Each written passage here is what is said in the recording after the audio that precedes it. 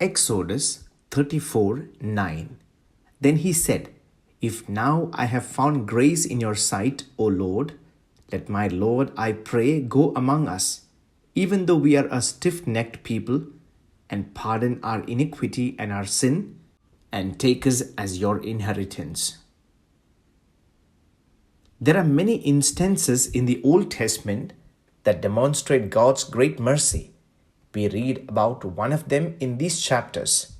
God called Moses to Mount Sinai and spoke to him for 40 days and nights, and after Moses was angry and threw away the tablets of stone containing the 10 commandments, God commanded Moses to come back up the mountain, which was proof of his grace.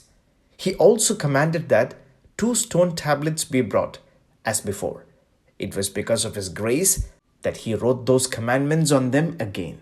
Knowing this well, Moses prayed to God to forgive all their sins and walk among them regardless of their merits. It was because of his great grace that he accepted that prayer. Moses understood the nature of his people well. He had experienced many times that they spoke and acted against the will of God. Even in trivial situations, they rebel against God when the pillars of fire and cloud, God's presence, are always visible with them.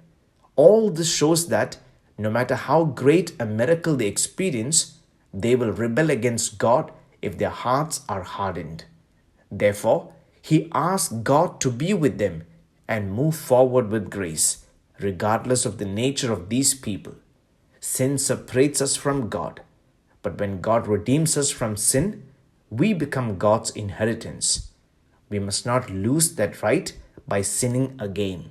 It was when Israel began to lose that right that Moses asked God to show mercy and restore it to us.